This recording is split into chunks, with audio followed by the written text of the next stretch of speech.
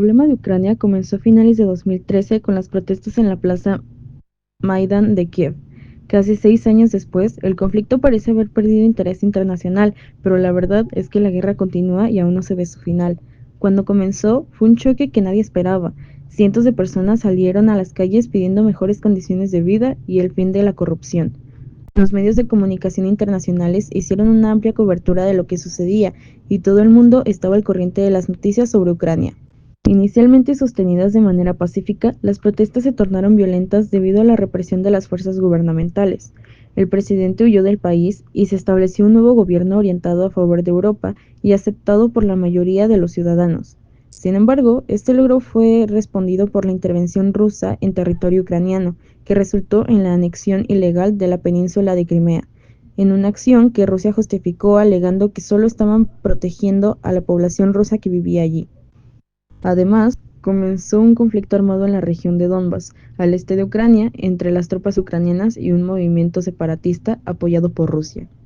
Una idea interesante es el hecho de que, aunque la URSS colapsó y las instituciones soviéticas desaparecieron, permaneció el anhelo de un imperio fuerte, así como la desconfianza y rivalidad con las potencias occidentales. Esas cuestiones dan forma a la política interna y externa de Rusia, definiendo especialmente las relaciones del Kremlin con las otras potencias. La esencia de la URSS persistió bajo otra bandera, porque las élites soviéticas permanecieron sin ser apartadas.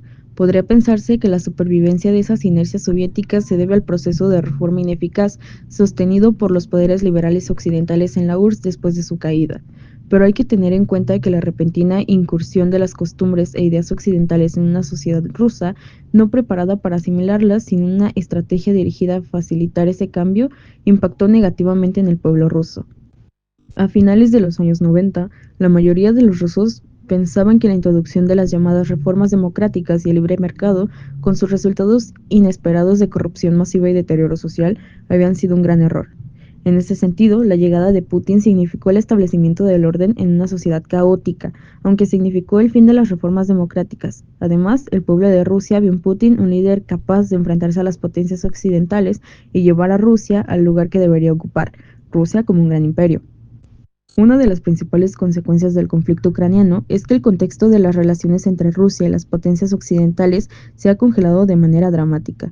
A pesar de que sus relaciones fueron malas después del colapso de la URSS, esas relaciones se deterioraron mucho más debido a la anexión de Crimea y la guerra en Ucrania.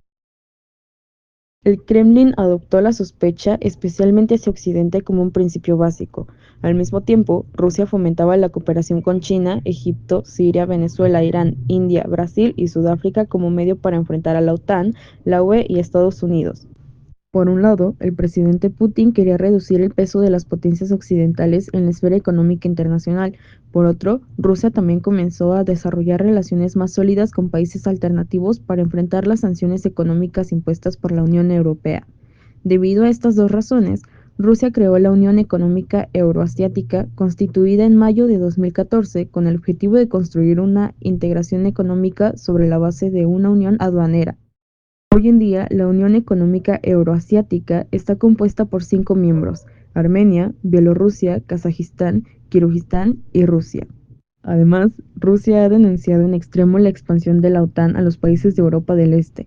El Kremlin ha utilizado este tema como una excusa para fortalecer su ejército y establecer nuevas alianzas. Junto con algunos aliados, Rusia ha organizado entrenamientos militares masivos cerca de las fronteras de Polonia y los países de los Balcanes. También está trabajando para crear disputas entre los miembros de la OTAN y debilitar a la organización.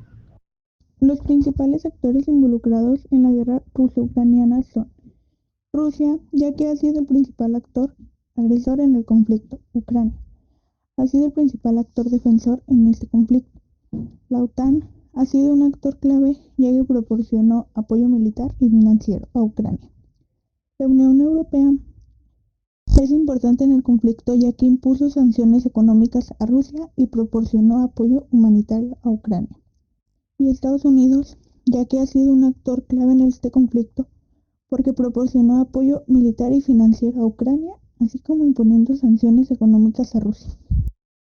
La guerra ruso-ucraniana sigue siendo un conflicto intenso y complejo. Aunque Rusia inicialmente buscaba desmilitarizarla, e impedir el genocidio en la región de Donbass. Sus objetivos parecen haber cambiado después de su derrota y retirada en el noroeste del país. Actualmente, Rusia se centra en la conquista de territorios en el sureste de Ucrania, con puntos clave como Gerson, Mariupol y Odessa. La estrategia rusa busca bloquear la mayor parte de las exportaciones ucranianas y convertir a Ucrania en un estado continental. La situación es aún más complicada debido a la intervención de otros actores, como China, que ha expresado su apoyo a Rusia y ha evitado criticarla abiertamente. La Unión Europea y Estados Unidos han impuesto sanciones económicas a Rusia, pero es difícil predecir cuánto tiempo podrá mantenerse este esfuerzo. En resumen, la guerra ruso-ucraniana sigue siendo un conflicto intenso y complejo, con múltiples actores involucrados y objetivos cambiantes. La situación es volátil y es difícil predecir cuándo o cómo terminará el conflicto. Cuando de datos importantes sobre esta guerra se habla, es importante aclarar sobre el número de muertes. Por ejemplo, se ha estimado un total de 280,000 bajas de combatientes, militares o soldados, 200,000 de ellos rusos y 80,000 ucranianos, que han muerto a partir del 24 de febrero del 2022. Y 800,000 soldados más han resultado heridos, 400,000 aproximadamente de cada bando. Ahora, hablando de números de bajas civiles, se da un aproximado de 30,000 víctimas. Esto mezclado entre muertos y heridos. Y aproximadamente 6 millones de personas refugiadas en distintos países. Las relaciones entre estos dos países, Rusia y Ucrania, ya desde hace mucho se remontaba a conflictos anteriores. En el 2014 y 2015 se empezaba a sentir una tensión por la propuesta de Ucrania hacia la OTAN de adherirse a ella, cosa que a Rusia no le gustó mucho. Desde esa fecha, aproximadamente 2015 a 2016, el conflicto fue escalando, pero se llegó a la conclusión de dar un cese a las disputas para no generar más conflictos o peligros. No fue hasta febrero del año 2022 que Vladimir Putin decidió invadir Ucrania, y es lo que dio inicio a este conflicto militar. Como conclusión, podemos decir que la invasión de Rusia hacia Ucrania ha derramado la sangre de muchas personas, aproximadamente 1 millón de ellas, entre esas mezcladas muertos y heridos. Y también el desplazamiento forzado de los civiles o ciudadanos de Ucrania. Si bien retrasó, porque no tenemos los precedentes de que en algún futuro Ucrania se adhiera a la OTAN,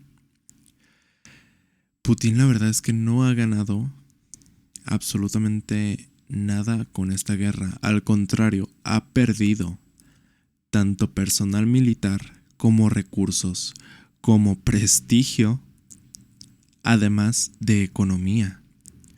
Las sanciones de Estados Unidos han debilitado gradualmente a Rusia, y aunque no lo parezca, muchos ciudadanos rusos sí están enfrentando de cierta manera una crisis económica.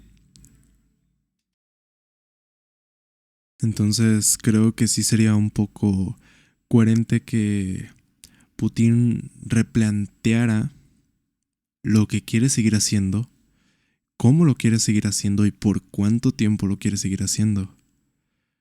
Porque al paso en el que vamos, solamente ha conseguido anexar el 25% aproximadamente del territorio ucraniano, en una guerra que ya lleva bastante tiempo y está peleando una potencia nuclear contra un país que se supone debió de haber perdido en 1 o 2 semanas aproximadamente contra Rusia.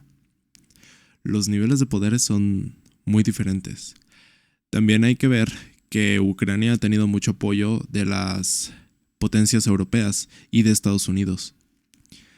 Eso sí le ha ayudado bastante a alargar el conflicto. Pero de igual manera, el personal de Ucrania es muy limitado comparado con lo que era el de Rusia a inicios de la guerra. Putin debería de replantearse lo que está haciendo y el cómo lo está haciendo. Porque si sigue así, lo más probable es que en algún tiempo pierda más de lo que puede ganar. Agradecemos su atención en este podcast sobre la guerra ruso-ucraniana, realizado por Danixia Michelle López Casillas, Carolina Saraí Salazar Rodríguez y Cristian Alberto Cortés Rosas.